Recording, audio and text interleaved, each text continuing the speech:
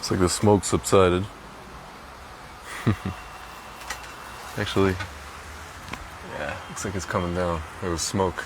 You guys probably heard there was fires here.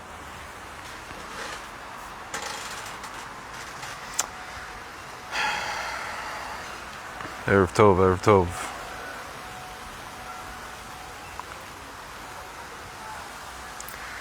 So I've been thinking a lot about this whole Afghanistan thing.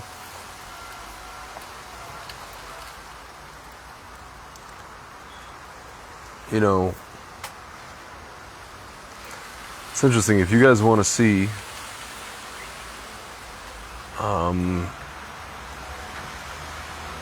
basically probably the best film about Afghanistan, in my opinion, that was ever made,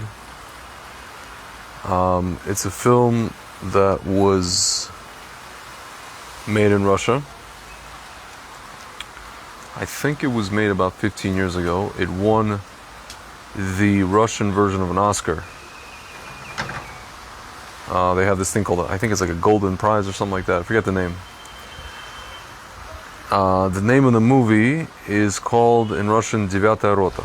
It means the 9th company or the 9th division. And it basically shows the story of a unit in the Soviet-Afghan war. I think we're talking already towards the end, so we're talking like the late 80s. And it basically shows you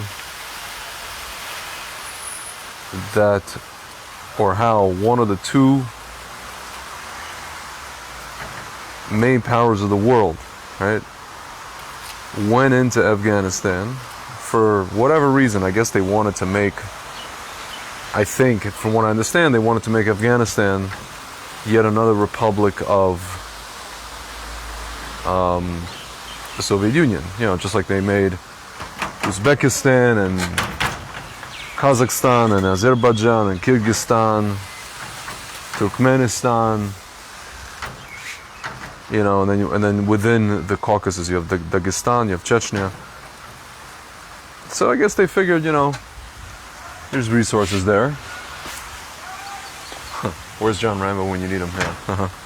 Good luck with that. They have resources there. I don't know if you remember, there's a movie, there's that scene with Rambo where he's playing that game, their national game in Afghanistan, where you ride on a horse and you throw a goat or something like that. I forget the name of the game. But anyway, so that was the Soviets. That's what they wanted to do. There was what they didn't realize is that Afghanistan is basically, it's not, granted, all these other places that I just mentioned, it's also full of, different tribes and different peoples.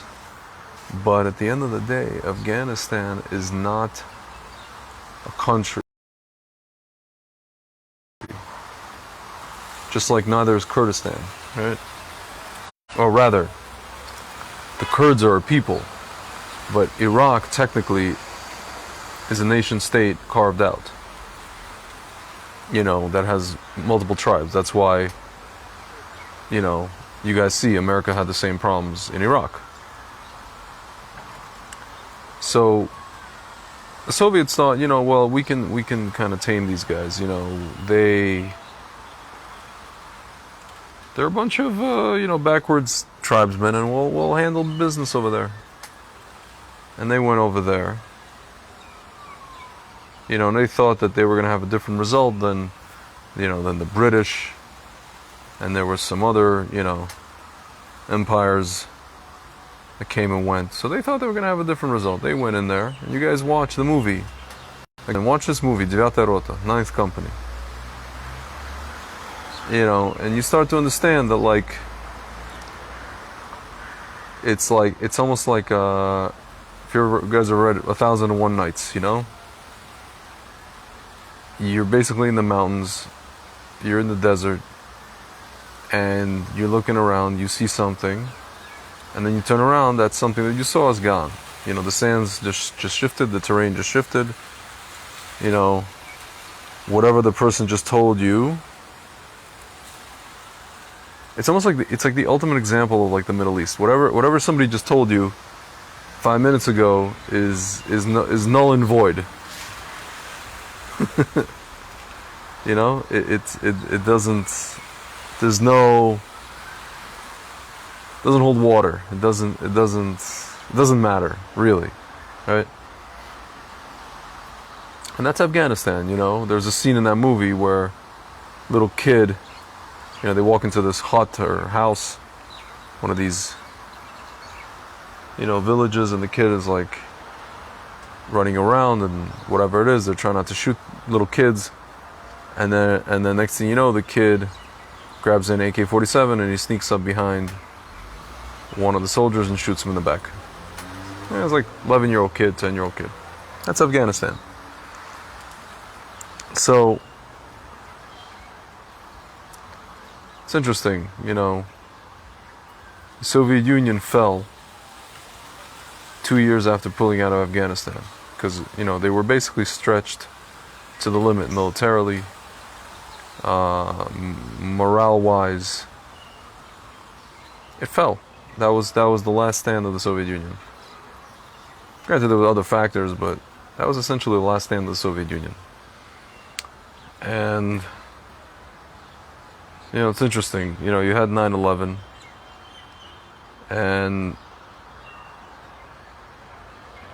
you know, when you think back on it, it's almost as if, and we know, by the way, we know that when the Soviets were there, the CIA were the guys who basically trained what is now the Taliban. So you guys, whatever you guys are seeing on your screens today, the people that are taking control of Afghanistan, these were people that were made by the CIA. You know, so now you fast forward, if you put your thinking cap on, which I kind of like to do in this podcast, in these videos, and you think to yourself, you know, maybe CIA and the Soviets were basically on the same side. Pretended to be not on the same side. Maybe, my friends, what we just saw on our screens is basically the culmination of what Yuri Bezmenov spoke about in his videos, the culmination of the subversion. They subverted us here, not here in the States, and also here as well, here in Israel. And now, this is basically what you guys are seeing on your screen. This is basically like a wag the dog scenario. If you guys ever seen the movie Wag the Dog with Dustin Hoffman and I believe Robert De Niro? Yeah, if I'm not mistaken. Either Pacino or De Niro, I can't remember. Definitely Dustin Hoffman's in it. And that's it. That's basically it, my friends. You know, this is a, you know, so if I didn't know any better, I would say, like if I landed from Mars yesterday and I looked at everything that's happening, or if I landed from Mars, let's say, I don't know, 20 or 30 years ago, and I'm watching everything that's happening, if I didn't know any better, I would think that this is basically has been the last 20 years, if not more, a controlled demolition of America.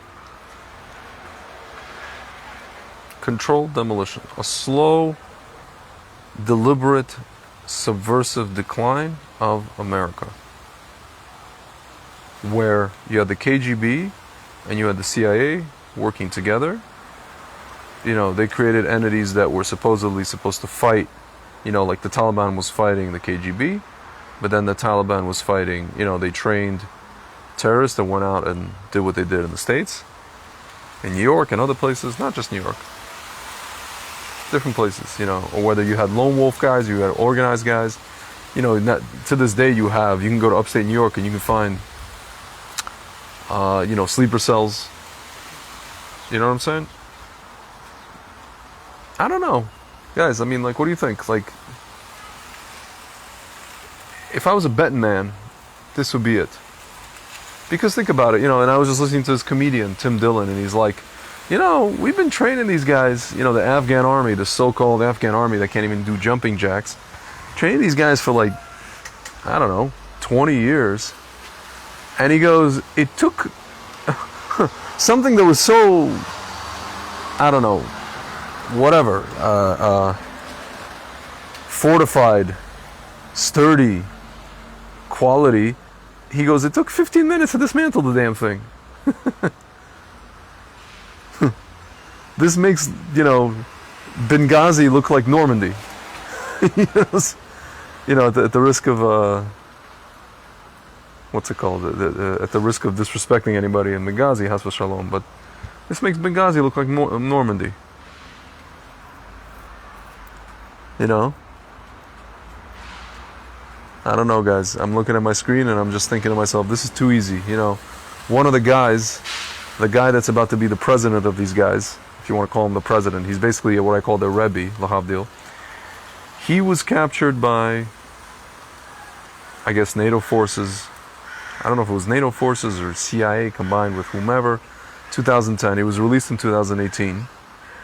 Half of these guys were in Guantanamo.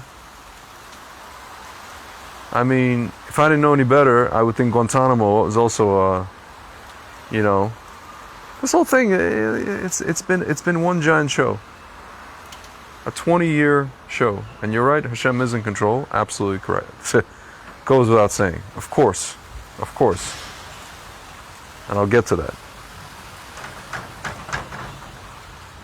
But yeah, guys. I mean, if we're talking about all these ideas that Rav Kook is talking about, and we're talking about all these ideas that, many rabbis spoke about before Mashiach comes, that we have to see, we're going to see, in some way, shape, or form, a decline of Eisav, a decline of the West, a decline of what you would call, and Rabbi Kessin would call America Tov Sheb Eisav, right? The good part of Eisav.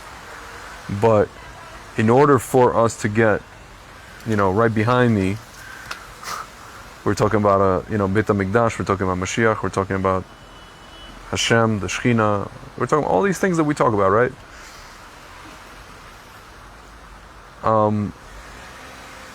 I guess you could say the last great galut has to decline. The question is, how's it going to decline? One hopes it's not going to be violently. Right now it's looking like, I don't know what it's looking like. And yeah, HaShem is in control. Of course he is. But I don't know, guys. We could say, if we spoke to Rabbi Kessin now, and I'm probably going to call him after this, that HaShem is basically using all these people as pawns. He's been using them, obviously, as pawns. And this whole thing in Afghanistan is essentially the culmination of that. I mean, I want to say 20 years, but it's probably more like 40 years process. If you're talking about from the time that, actually, if you started even from the embassy crisis in Tehran, and then basically right after that, from the time Soviet Union went into Afghanistan, 1980, until today. So like a 41, 42 year process, right? And today is basically the culmination of that entire process. And we know what happens to empires after they invade Afghanistan. And basically, it's the graveyard of empires. We're talking about Alexander the Great. We're talking about Genghis Khan. We're talking about a bunch of these Indian, back in the day, India, kind of mini empires, fiefdoms. We're talking about Persia, Achaemenid. We're talking about some of these caliphates. And then the British. The British, they pulled out Afghanistan already, 1918? And then you're talking about, let's say safely, the place where I'm sitting, that was probably the end of their empire. It may even happen before that, but I think safely, once the British were kicked out of the land of Israel, that was officially the end of their empire, right? They were done. So yeah. And now we got the Soviet Union. Soviet Union pulled out of Afghanistan in 88. My parents and I left in 87 and 91. That's it. 1991. It's almost like the siman, the sign, right? It's the death knell. It's kind of like when a person already is has v'shalom, they get sent to the nursing home. That's that's the time after the empire fails in Afghanistan. That's already nursing home time.